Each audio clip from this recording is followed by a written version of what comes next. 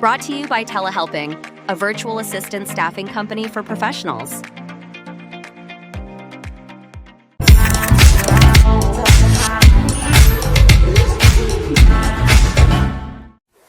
Well, hello, everyone. My name is Cody Hall, and this is The Faces. Entrepreneurs Are People.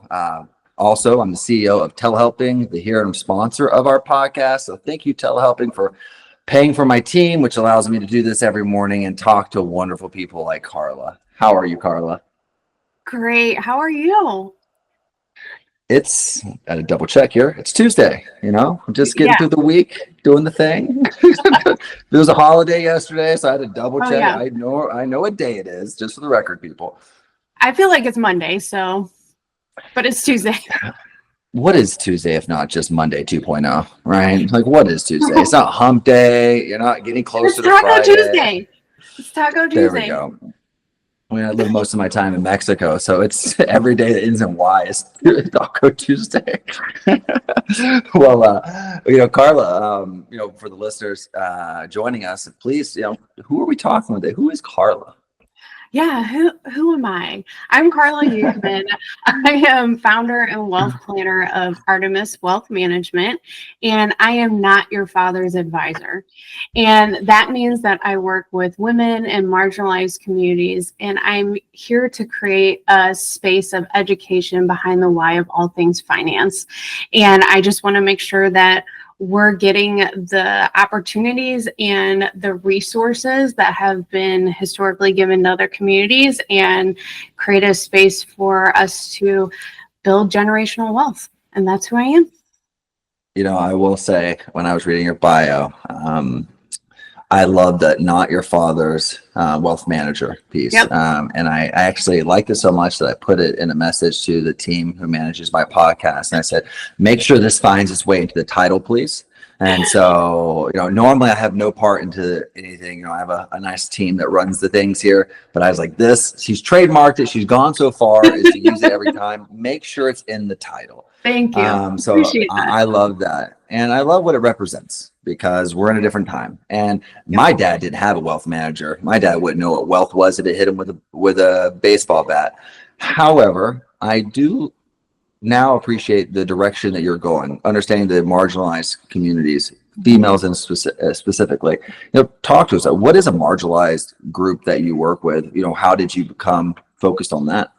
Yeah, great question. Because most people focus on the women part, but right now the marginalized communities include the LGBTQIA+,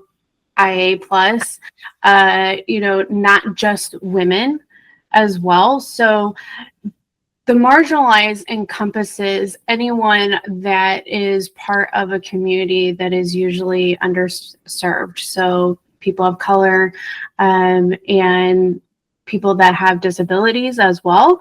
And those are the communities that are usually looked at in a different way when it comes to building wealth. And they're usually shunned when it comes to the traditional experience, going to the bank or going to your investment firm on the corner of the street. And the industry as a whole has treated those communities in a different way. And so that's what marginalized encompasses for me. No, and great. I live with a marginalized woman.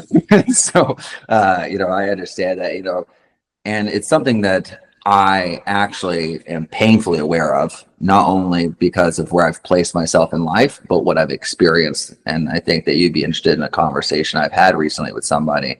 One of my dear friends, a man who is a part of the LGBT community, right? And him and his partner, very affluent, right? However, he always goes around and he talks about struggles and things like that. And I always chat with him because this man grew up on the Upper East Side, okay, or Lower East Side, whatever one's more wealthy. He grew up in that one, right? He could throw a football to the Central Park, right?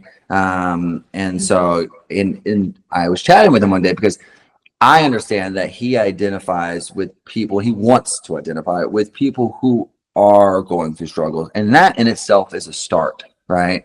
But I asked him one day, I'm like, do you have do you have friends, acquaintances that are in these communities other than, say, the gay male community? And he said, no, not really. I'm like, well, I know because of the verbiage you use. Like I hear the words you say, and I say to myself, I have made those missteps, right? I have folks who are in marginalized communities, in the African American communities, and Latino communities, and the Asian communities, women and other, right? And so, and I have made and said the wrong words because I'm a bold person and I talk a lot. And so I make a lot of mistakes. And I said, I know you don't have friends in those communities because if you said what you just said in front of them, they push you off this balcony. Yeah. And I think that where we sit sometimes is relative to our understanding of what marginalized is. So I think that it's important that there are people focusing on that, because I think oftentimes even if we sympathize, we really lack the empathy, right? Oh, and yes. that's important what you do.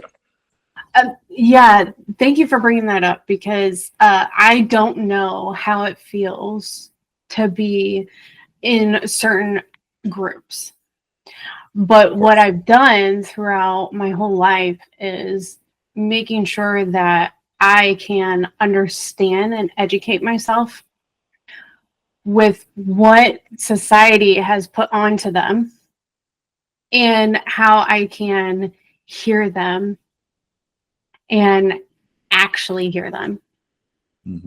And so when I'm talking about building wealth with them, I'm not necessarily in that community, but I surround myself with that community. So I understand to a certain extent, right, that what's important, what they need to be focusing on. And I want to make sure that they get the resources that they deserve, because everyone deserves to build wealth. Of course, I was just having this conversation with my wife yesterday, and I jokingly say all the time that I identify as Latino, right? Because I definitely embrace more of the Latin culture than I do. Like, I'm 96% Irish from the Southeast. We don't have culture. I'm going to say it. We don't have culture, right? We have things that we do, but I don't have Irish culture. And so I'm American Irish. So I really don't, I'm just American, right? In every sense of the red, white, and blue. But I love Latin culture because of its depth. And I was just having this conversation with my wife, and just last night, and table in another room. And I was telling her, I was like, I would have never imagined that I'd be where I'm at today, my wife is very pregnant, and she's getting ready to have a baby. Congratulations. And she has all. Oh, I'm super excited. Number 2 and final. 2 boys, I'm out. But I was sitting there, and she texted me on my way back from the gym.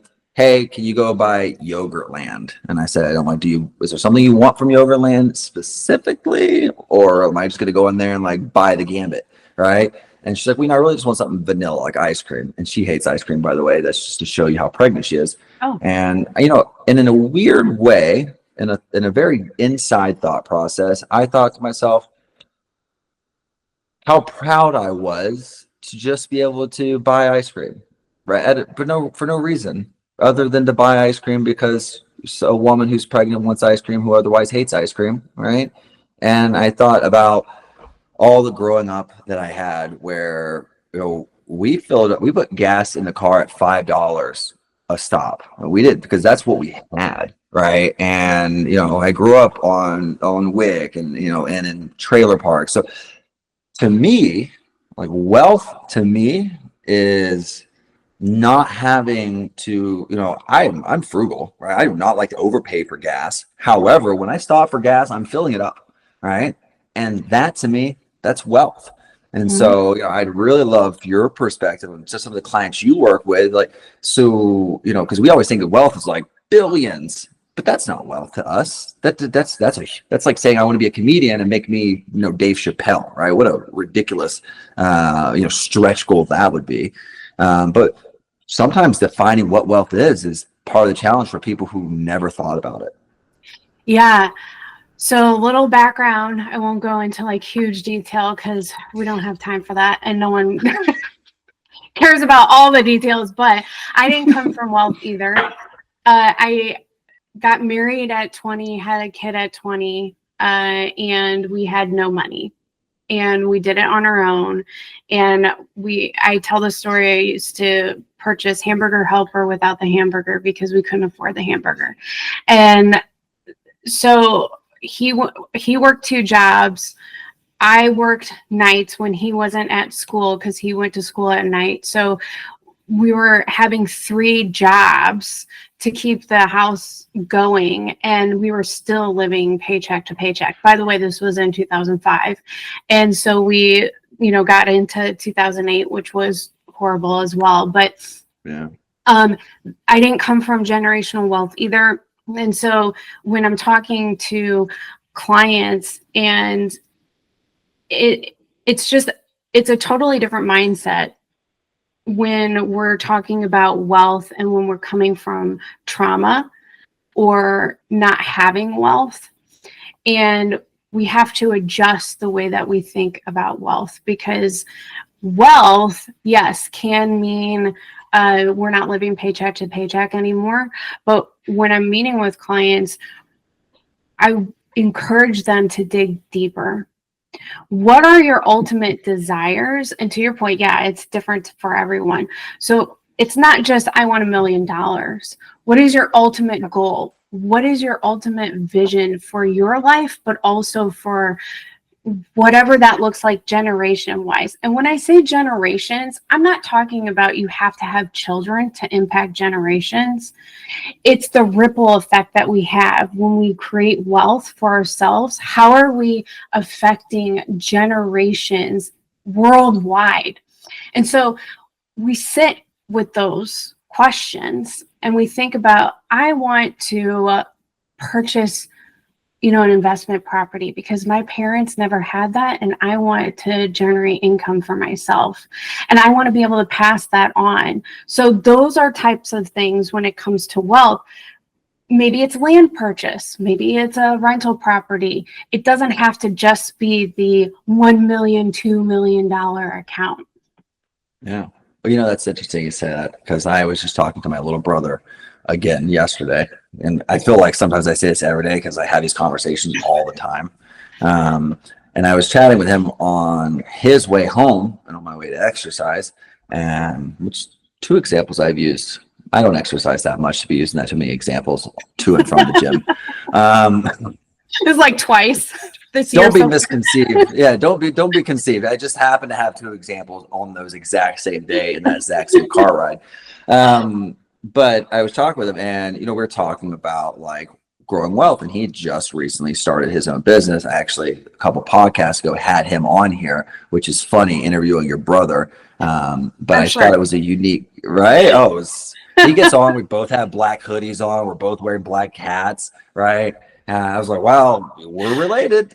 So we have similar tastes. But I thought it was a good perspective to have, because he had just decided to quit his job and start his own business. And I speak to a lot of entrepreneurs who have either a couple years into it, a couple decades into it, but I have not had the opportunity to talk to someone saying, I just quit my job. I'm like, well, let's talk how that person feels. Yeah. And I was having this conversation with him about like what financial goals he had and kind of what he was trying to do. And he's like, oh, I got this income from this rental property, I'm trying to get this over here. I was like, yeah, I said my goal originally was to have 7 incomes, right? Because I believe in the Mariner rule from the Marine Corps, which is 3 is 2, 2 is 1, 1 is none. And so if you have only one source of income, you're one issue away from not having an income. Yeah. And so, and that's how I think, because I have poor kid mindset, which is you are always going to revert back to nothing. Like that's always my concern, which is why I paid off my house, right?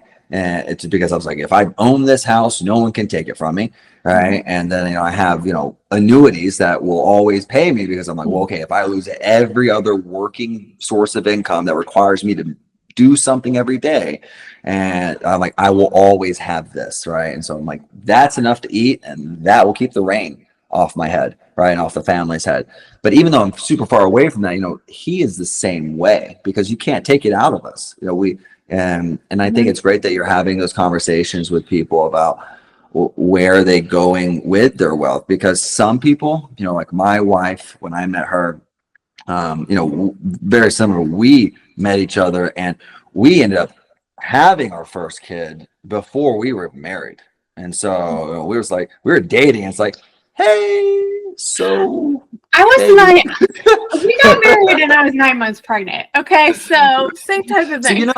like it wasn't, we weren't sitting there thinking about this, but when I was friends with my wife for many years before we started even dating, Yeah. and I was chatting with her, and I knew that her goal was she always wanted to own her own home. She just wanted to own her own home. And many years after being married, I realized she still didn't own her own home. And because I owned everything in essence, right, which is fine because we're together, but is it, right? And so I put our home in her name, the one that I own in her name, the one I paid off for security in her name, because I wanted her to have her own home, right? And then I started putting things like she had used my credit cards, my debit cards with her name on them. So I started giving her things, because I realized while we were really stable, it wasn't fulfilling that initial desire that she always had of having her own wealth. And I helped her get there, because I wouldn't be where I'm at if I didn't have her. And so it's basically like me paying her late. I love that you're doing that. I love that, because women couldn't even get a credit card without a man signing off permission from a man. In 1974 was when women could start getting credit cards without a man signing off. That wasn't that long ago. Correct. It was not that long ago.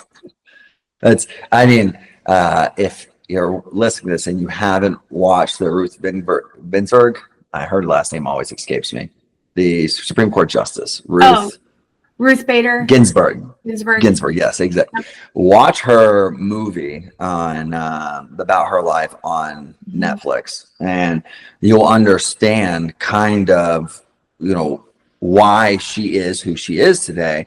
And it gives you, in a very light way, right? And for me, as a tall, white, assertive male, right, at least a thimble of understanding of why she is etched into history, because at her time there were hundreds of laws that were solely based on sex.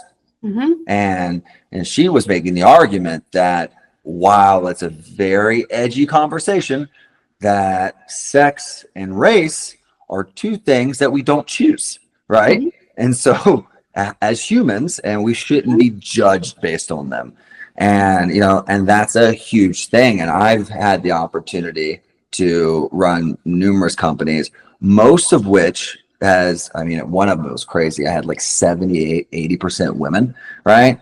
And I had the opportunity to work with some really amazing women. I've worked with more amazing women than I have amazing men, right? And that's for the record. Hey, listen, I've always admired the working mom, and it's just because there's just so much, and it's great that you focus on what you focus. There's just so much working against them, right? And I think that's what a lot of folks don't understand, is that when we're born, we like to think we're on a clean slate, right? We like to think that day one, everyone faces the same opportunities. Everyone's looking bright-eyed into the world, that this dream of theirs, the American dream in our particular case, is made for them. And the question is it right? Is it right? It's not. Women have myths that are put on them the second that they are born when it comes to money and wealth. One of them is, we're not good at math. And commonly known, joking, of course. Right. And so that is something that is taught to us from the second we're born. Because when you think about, the conversations that families have about, oh, I can picture my son or my daughter doing this profession. I want the best for them. I want all this. Society tells us that women shop more and that we're bad at math. And that is something that I'm trying to also break with my daughter so that she understands that's false. There's been numerous studies out there. Men and women spend exactly the same amount. No one overshops. It's just that women spend money on different things than men. So yeah, it's from the second that we're born, we have these things that are coming up too, that are working against us. To go back to, the original thought of, I already, as a girl growing up, had people telling me that I wasn't going to be able to be in finance or whatever that is because I am not going to be as good at math than a man. Yeah, I think that we're going to continue seeing the myths and misnomers that take place with gender and race continue to be debunked, because I mean, the brains function in different ways, right? But they're also 90% similar, right? And I think that when we look at the way women think, there's even an element there where they come with an advantage, if you ask me, right? Men, I would say we're at a disadvantage, if you ask me, because it took me years of therapy, right, to realize that something like that I used to think was emotion, oh, that stuff will get you killed. It will, to a certain degree, but if you can control it, right, and you can use it as leverage and power, like, something that women come with that men are programmed or either don't come with the ability right off the bat because of nurture or nature. However, that's up to the scientists, not me, right? Aren't that in tune with emotion, where I feel like the sensitivity of a woman gives them the ability to read people's emotion, be more receptive to a person's emotional state, and then leverage it. Right. It gives them the ability, I'm not saying manipulate's a bad word, but to implore someone's emotion and drive in a leadership role to achieve a goal. And so if you can understand emotion, difficult thing for me, like I said, years of experience, just to understand I even had emotions. I'm like, oh, is that what that tingling thing is? So I thought I was having a heart attack. It's the Grinch with the heart. You're like, this is an emotion. It's like, oh, I'm down 2 sizes. Oh no. And I always start my conversations with new clients. Money is emotional. And if we're not talking about the emotions, if a financial advisor is not talking about the emotions behind money and wealth, then you need to be looking for someone else, because money is emotion. You just talked about how you grew up as a poor kid. Well, you have emotions behind money, and that affects how we build wealth. Correct. And I say poor kid because I definitely had a poor kid's mindset. We were just really broke. And there's a difference between the two. I recently had a conversation with my cousin, not coming from the gym. And I was talking about something my stepdaughter said, or I refer to as my bonus daughter. Love that. Loathe be the days where your kid references your quotes, right? You don't ever want that to be the case. Oftentimes it's not good. In this particular case, wasn't great. And she was talking to her cousins, my niece and nephew, and they were, she was fairly new to being my bonus daughter at the time, and she was talking, and she was like, well, you don't understand how lucky you are to be, living with Uncle Coco, right? Which is they call me, right? Can't escape that. And right. And so it's originated from my dad's Kokomo, which is my original nickname. And she's like, well, we don't have, we're poor. We don't have what you guys have. And without skipping a beat, my bonus daughter said, you're not poor, you're broke, right? And Oh my gosh. when I say it, when I said it in a sage way, being like, Yeah. hey, Yeah. poor is a mindset, right? Yeah. Broke is a current state of finances, Hmm. right? The way she said it was, like the way a woman says it on a reality TV show, right? So like, what is this, the Real Housewives of Manhattan over here? I was so surprised. I was like, oh, okay, well, she said that. Here we are. But it is a mentality, and I think that where you stand is in that zone where you have to really help people understand that mentality and help them understand that, yeah, you're coming from a poor mindset, but you're really in a broke state, right? Mhm. And we can fix broke. Like broke can be Mhm. fixed, right? Mhm. The mindset, though, if you allow it to grip you, doesn't matter how much money you have. You can Mhm. always be poor. You Yeah. can have all the money in the world and be poor. Yeah. Yeah. You're absolutely right. And that's one of the hurdles, the biggest hurdle that I see when I'm working with my clients is because one, I'm working with marginalized communities. And so you also have different ways of people growing up. Society has created, uh, you know, obstacles for building wealth, for generational wealth, for just living in general. Mhm. And the a lot of the people are Henrys, or they're first generation immigrants.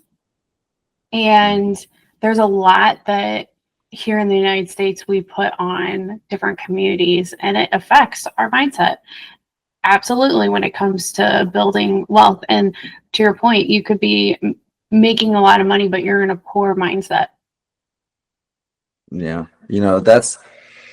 I do it with everybody. I do it with employees. I do it with friends and families. When I suspect someone is in a financial situation, and happens all the time. I have hundreds of employees. And so sometimes we'll have employees be like, hey, listen, I need to get paid weekly, right? Because I need the money every week. And, it's not beyond the normality for me to sit down with an employee who I've only met once, right? Or maybe they've never sat down with me, but I'll pull them aside and I'll have a conversation. Most of the time they think they're getting fired in these situations. I'm I like sure. to emphasize, I like to emphasize that they're not getting fired when we're having That's the good. conversation, right? I'm like, hey, listen, you're going to be employed after this if all goes well. Don't surprise Yeah. me though. Giving people heart But attacks. Right, I do. Oh man, I've been told that before. It's like, listen, when you just randomly Google message people that you've never talked to, it scares them. All right, and I'm like, that's really weird. Like, why? Like, well, they've never talked to you one on one, and all of a sudden, the last time they spoke to you was onboarding, right? So, which is true. It's difficult to connect with everybody all the time, Yeah. right? But I chatted with this guy recently. You need to get paid every week, and I was like, we're a bi-weekly cycle, and it's to know culturally it's common in Mexico to receive weekly, but we do it that way because we're an American-based company who operates in Mexico, and but sometimes the culture will allow folks to develop habits that require them to live hand to mouth. And I'll chat with them like, hey, listen, you're making really good money, and so let's talk like, if you're open to the conversation, let's talk about why you need to get paid every week. And I'm like, because if you say that you need to get paid every week, I will tell you that there's a way to make you comfortable to get paid every 2 weeks. I said, what if I told you that some of my income doesn't pay me?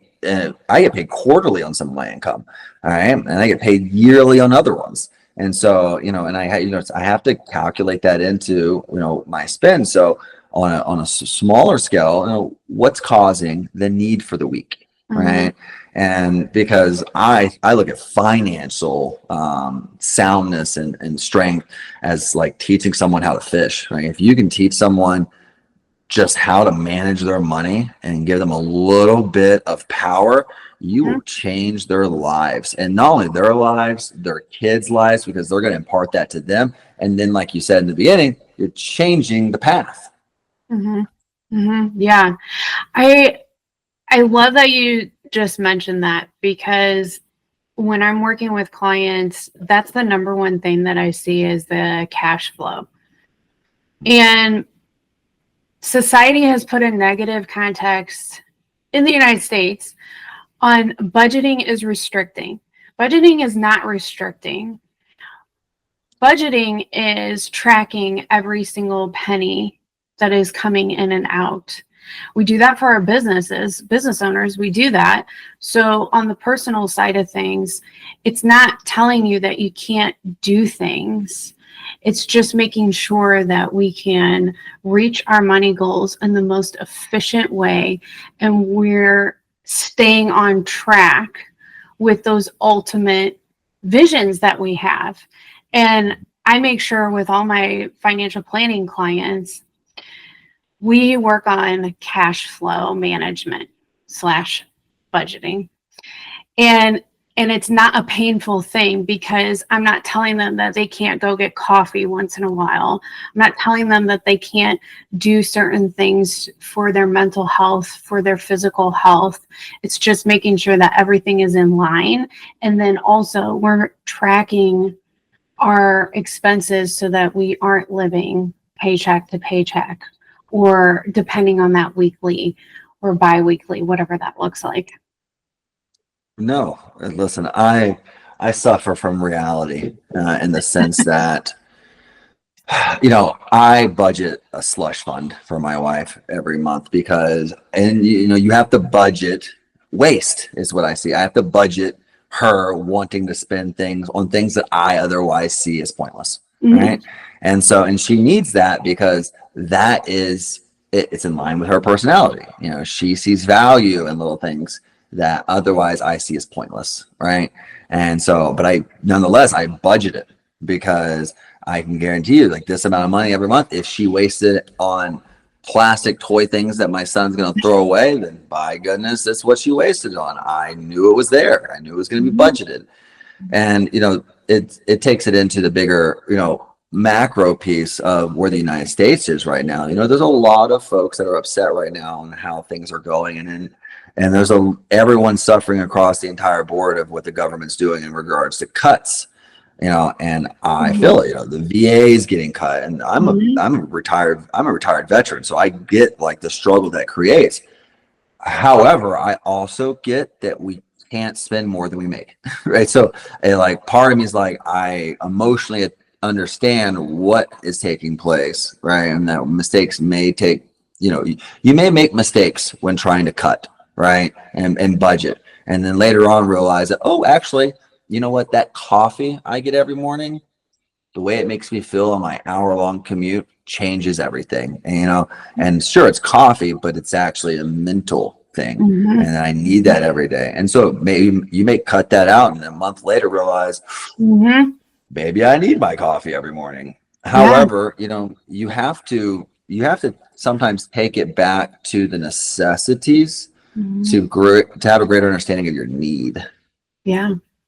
Yeah, for sure. You have to reset a lot of times, especially when you're first restructuring. So it's just like a business, right? When you're restructuring, you're looking at every line and cutting certain things out and just starting at bare minimum, and then you can start gradually adding things back in.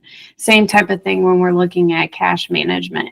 It's looking at your absolute must needs of how am I going to pay my bills? Those are musts, any loans, things like that. And then you start adding other things in. I think that there are so many money coaches out there throughout the years that put a negative connotation with budgeting because it's been so restrictive that it's hard for us to shift our mindset into cash flow. Management is a must, but it doesn't have to be painful. I mean, you said it well. There's a coach for everything. I day trade every day, and I've seen people. My rule of thumb is I never trade any one trade more than 5% of my account's value, and that is a huge number, right? However, you have to have a plan in place for allocation, because I've seen people, coaches, right? I'm like, if I'm confident in a trade, I always like, if I'm going to make the trade, I'm going to make the trade. I'm going to put 100% of my money on the trade. Like, great. Well, then you're 100% one day going to be wrong, right? And one day you're going to be incorrect. And, that's one thing that people have to understand is this is a marathon, right? And the whole finance game is a marathon.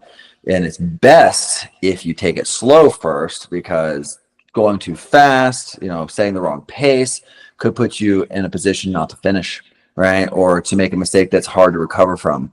And, I think that once people get out of their mentality and they start feeling the progress, right? And they start feeling the pride of stability, right? How good it makes you feel to live above your needs. And that's something that threw my wife off the other day when I said it to her. I'm like, I'm very proud that we live far above our needs, right? And she thought I said far above our means, right? Because that's how usually the statement is said. She said, we don't live above our means, right? And I tell people all the time, I'm very open about it. I live on 20% of my income. Like, my wife can operate on 20% of what I make.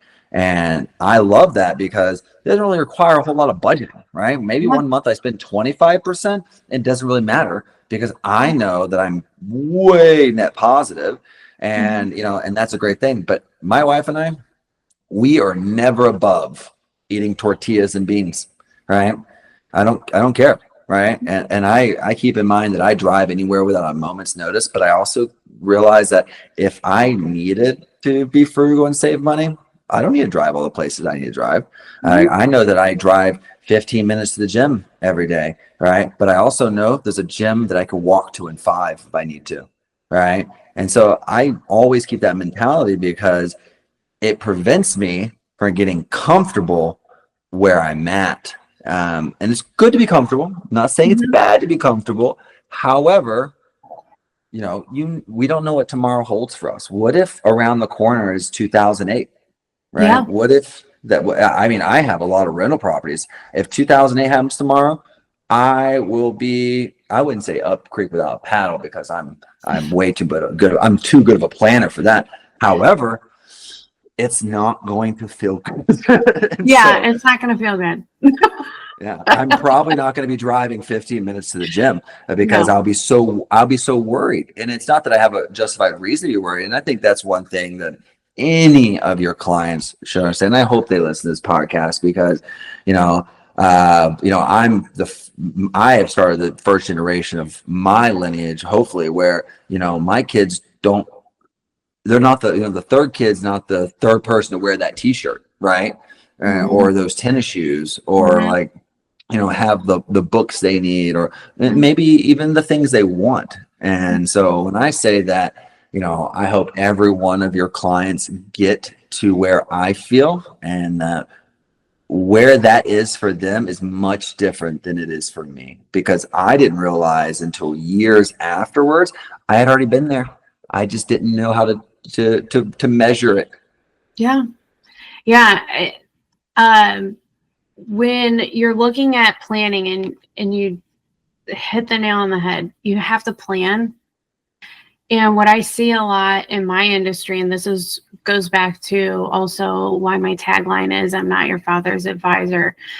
It doesn't just mean that I'm working with other communities, but it means that I'm looking at financial planning in a different way.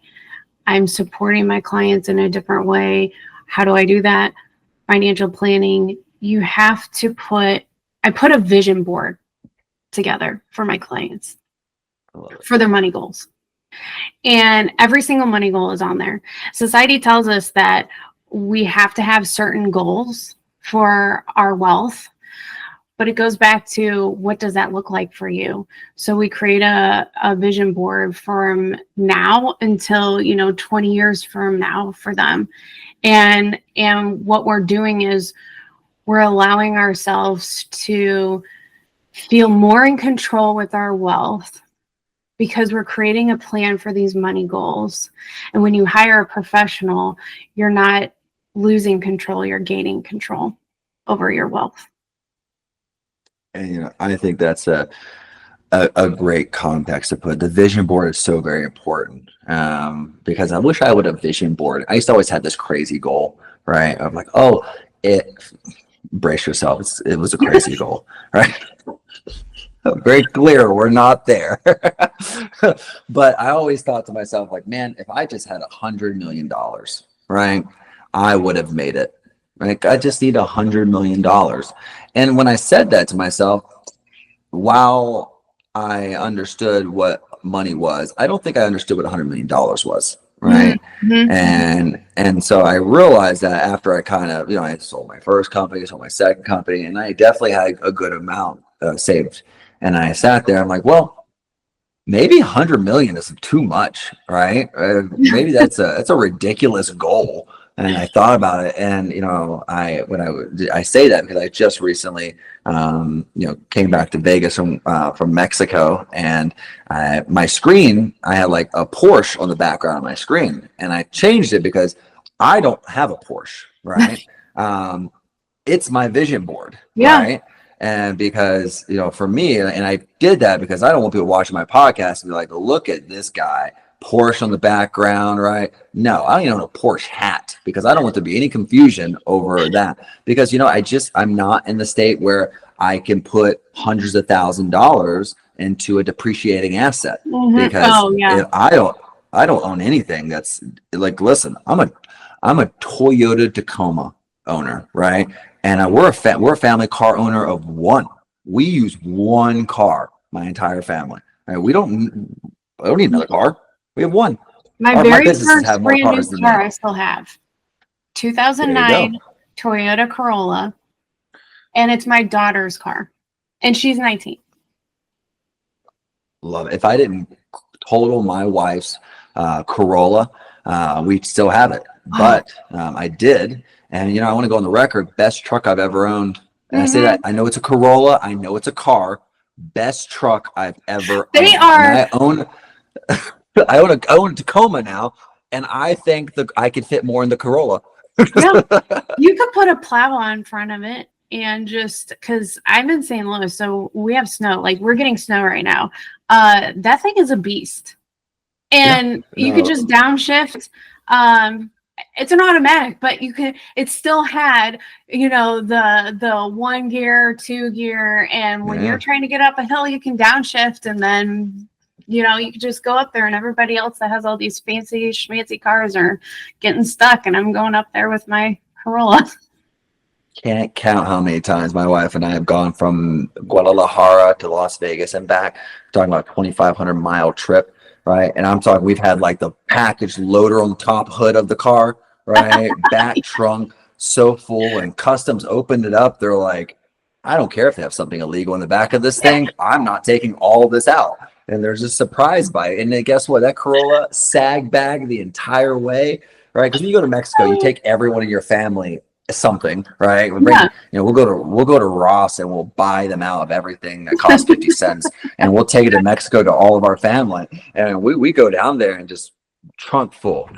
And we could talk all day about that, but yes, we buy a Corolla all day long. Right, best utility vehicle you ever owned. But Karla, as I get to the end here, I want to give you an opportunity to tell people how to contact you, tell people what I refer to as your client avatar looks like. And then, that way people, at least at the end, know how to contact you, and then we'll go from there. Yeah, thank you so much. This has been great. One of the best podcast episodes I've been on. So I appreciate you. I love what you're doing. So I work with actually kind of a wide range, because I want to make sure and by the way, I've been doing this for over a decade.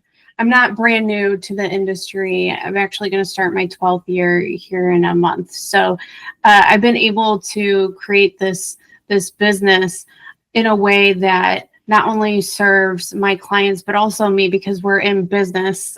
So we're here to also create wealth, and that's money is not a bad word.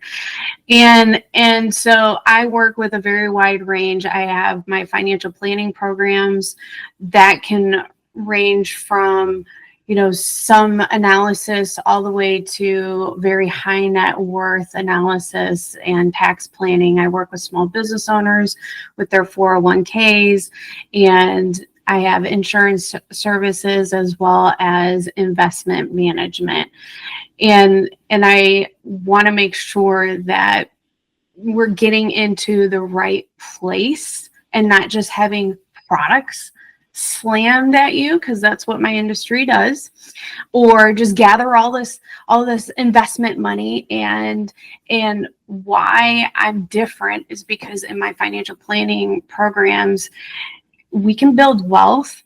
And you mentioned a couple different ways that you can build wealth, and I'm helping you get to those places. And by creating financial plans, it's not just me saying, well, you need to put all your money into an investment account. There's so many different ways that we can grow our wealth, but we want to make sure that we're doing it in the right way, the most efficient way. We're looking at taxes, we're looking at inflation, we're looking at the market, all those places, so that you can build the wealth that you deserve. So that's what I do. I also speak to different communities. I have workshops. I speak at universities. I've spoken all over the world, actually, for different organizations. So if you want to follow me on social media, on the social media streets, you can follow me on Karla Ukman on LinkedIn, and then Artemis Wealth Management on Facebook. And stay tuned, because I myself am getting a podcast together. And Jeez, put me on it. I want to be on it. Yes, for sure. Oh, for sure. We'll talk about some of the Corollas. Please. And Please. But stay tuned for that. And then I'm also starting a YouTube channel. My industry is very regulated, so that's why it is not as easy to release certain things, because everything that we say is monitored and we have compliance. So, but stay tuned for all those. Thank you. Oh, and you can visit my website. I forgot my website. How did I forget that? You did the social streets though. Artemiswealth.net. Sorry, guys. That's my website, and you can go on there. I'm very transparent about my pricing too. Everything's out there. I'm not going to have this do a call with me and then you can't figure out, what the pricing is. What the cost is, yeah. Yep. No, I love it. And, I know all too well how well regulated your industry is. 60% of my clients is certified financial advisors, which is why we have so many on here. When we solicit the podcast, we get a lot of them on. And, all too often have we found ourselves supporting our client and making sure that, their back office red flag something because someone sent an email and they're like, well, we saw this in an email. And you're like, whew. I had like $1 for every time I saw that come across our compliance department and say, oh, this was an email. This was an email. So I get it very much. And of course, if anyone's listening and you didn't get any of the channels for some reason and cannot find the rewind button on here to go back and listen to what Karla said on how to contact her, we're also here to help. You can email us at info@telehelping.com. And one of my podcast team members will make sure that they get you connected to Karla. And of course, we love having you on, Karla. Thank you so much for your time today. And I think my last thing, and I know I will be honest with you, normally I've ended the podcast 10 minutes ago, but what I love about our conversation is it just keeps flowing. But before I push you off, I need that one piece of advice I told you.